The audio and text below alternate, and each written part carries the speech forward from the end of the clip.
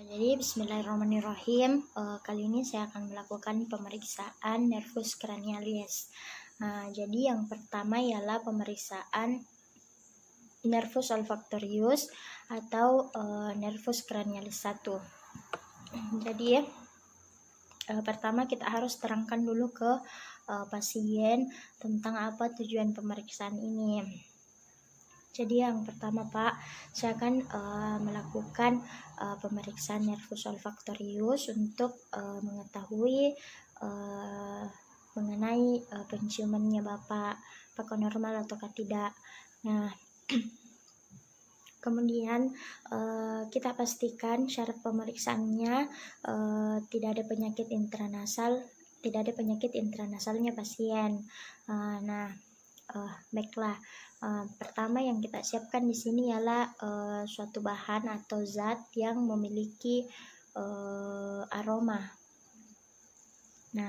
Jadi tapi Pak bisa kita tutup mata tak. Jadi kita pastikan dulu pasien menutup matanya. Kemudian kita berikan aroma dari lubang hidung yang satu. Jadi lubang hidung yang satunya kita tutup. Jadi seperti ini, misalkan. Di sini kita minta pasien untuk mencium bahannya. Kalau misalkan dia bisa menebak apa yang dia cium itu, maka bisa dikatakan pasien normal. Tapi apabila penciumannya berkurang, maka berarti pasien mengalami hiposmia. Kalau misalkan dia tidak bisa cium sama sekali, berarti pasien mengalami anosmia. Jadi kita lakukan secara bergantian seperti ini. Baiklah, selanjutnya ialah pemeriksaan nervus opticus atau nervus cranialis 2. Jadi sebelumnya Pak, ini pemeriksaan untuk menilai ketajaman matanya Bapak. Di sini kita pastikan dulu tidak ada kelainan organik pada bola mata pasien. Ataupun tidak ada fotofobianya.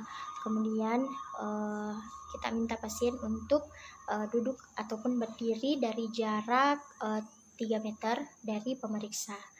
Jadi kita berhadapan, jadi anggaplah ini sudah 3 meter. Kemudian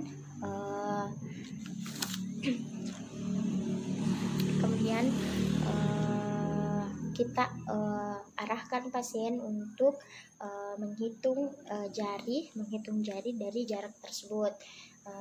Kita arahkan, ini angka berapa Pak, ini berapa, ini berapa. Kemudian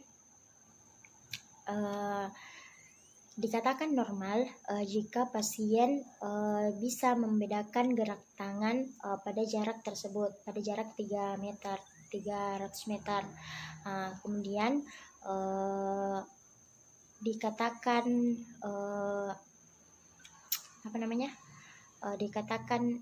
menurun jika pasien tidak mampu melihatnya. Bisa juga kita gunakan senter apabila pasien bisa melihat cahayanya, seperti itu normal. Kemudian selanjutnya kita lakukan tes konfrontasi. Ini untuk tes lapangan penglihatan. Jadi sama seperti tadi, kita berhadapan, cuman jaraknya sekitar 60-100 meter. Jadi anggaplah ini sudah jarak yang ditentukan. Kemudian kita akan berhadapan. Jadi mata pasien dan mata pemeriksa saling berhadapan.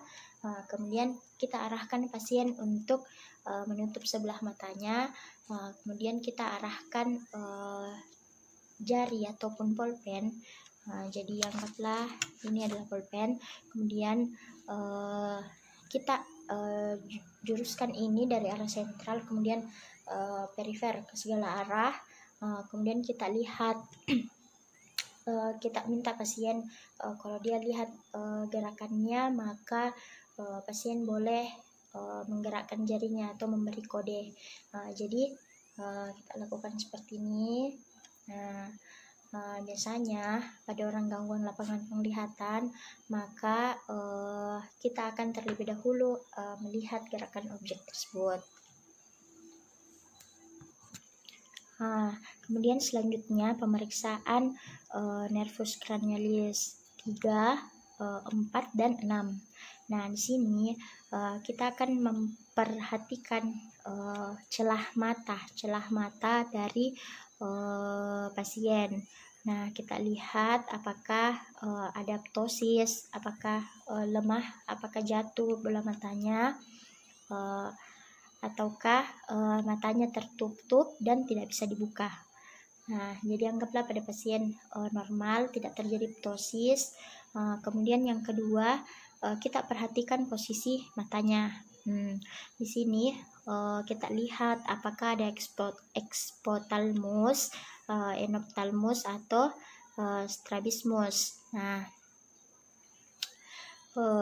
atau bisa jadi ada juga pasien yang salah satu bola matanya melihat ke atas dan salah satu bola matanya yang satu lagi melihat ke bawah. Nah, kemudian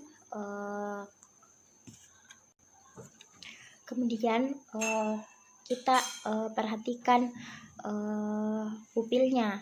Nah, di sini kita lihat dulu bentuknya, apakah bundar atau lonjong.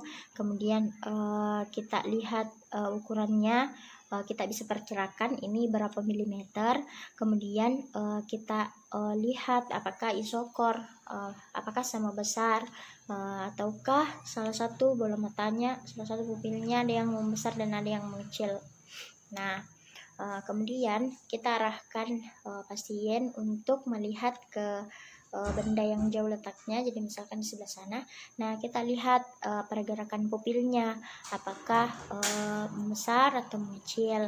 Nah, di sini kita harus perhatikan apakah terjadi kontraksi pupil kontralateral, dan kita lihat apakah ada ya, kita suruh juga lihat ke arah cahaya begitu, untuk nilai refleks cahaya langsung dan refleks cahaya tidak langsung, atau refleks konsensal negatif.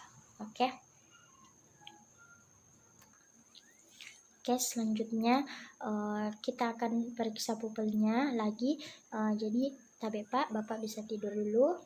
Nah, di sini kita akan gunakan pen light. Jadi anggaplah ini adalah pen light. Kemudian kita arahkan pen lightnya sekitar berjarak 50 cm ya, 50 cm. Kemudian kita arahkan ke lateral, medial, ke superior, ke inferior. Kita lihat apakah pupil pasien mengikuti atau tidak. Kemudian kita tanyakan apakah dia melihat bayangan, dia lihat cahaya yang terlihat ganda atau tidak. Nah,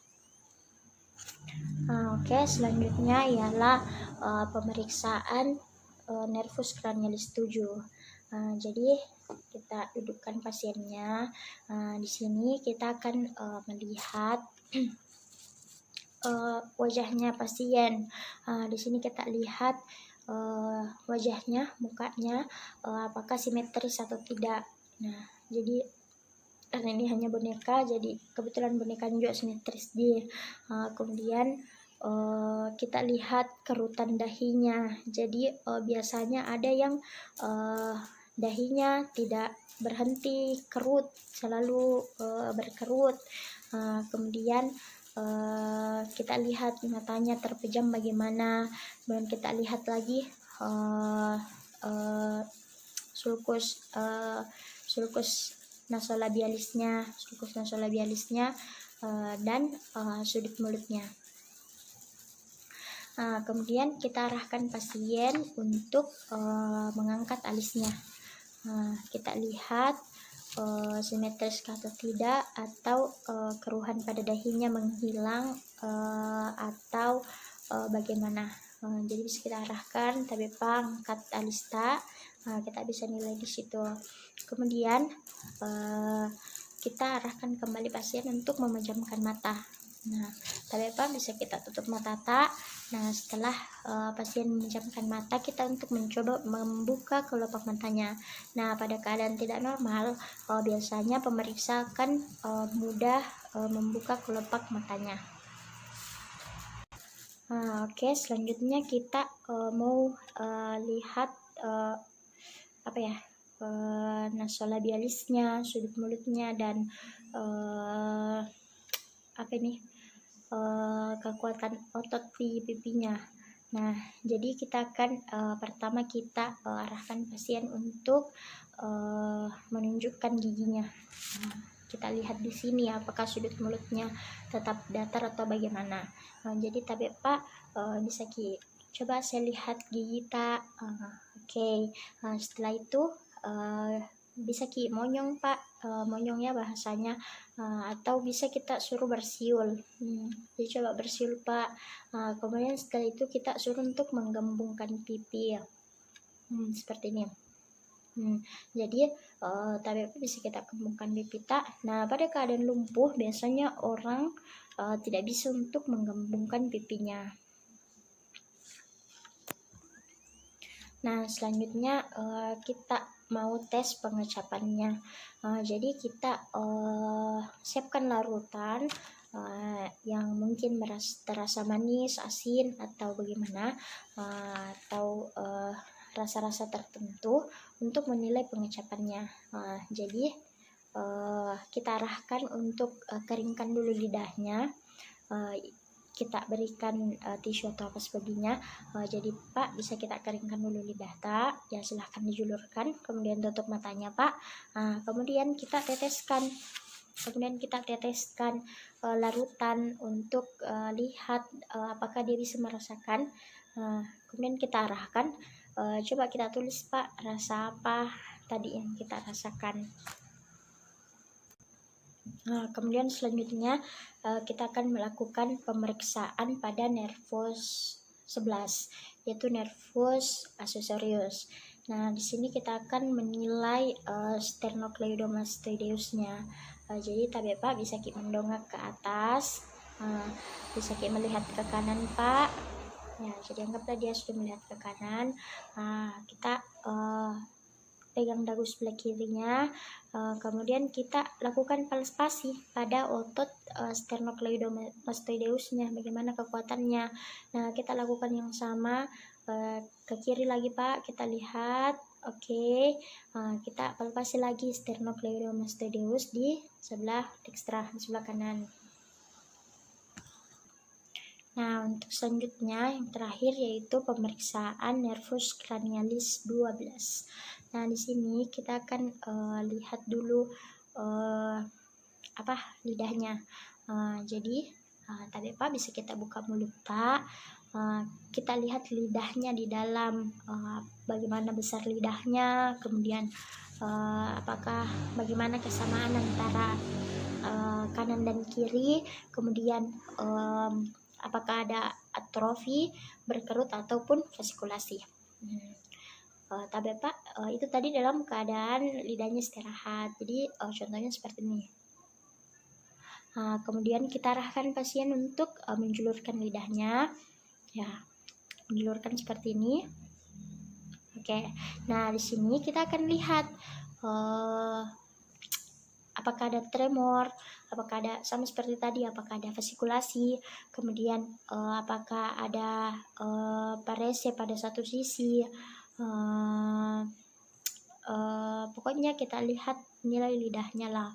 Kemudian untuk menilai apakah ada cadel atau pelo, kita arahkan pasien untuk mengucapkan huruf R. Jadi tapi Pak bisa bilang huruf R.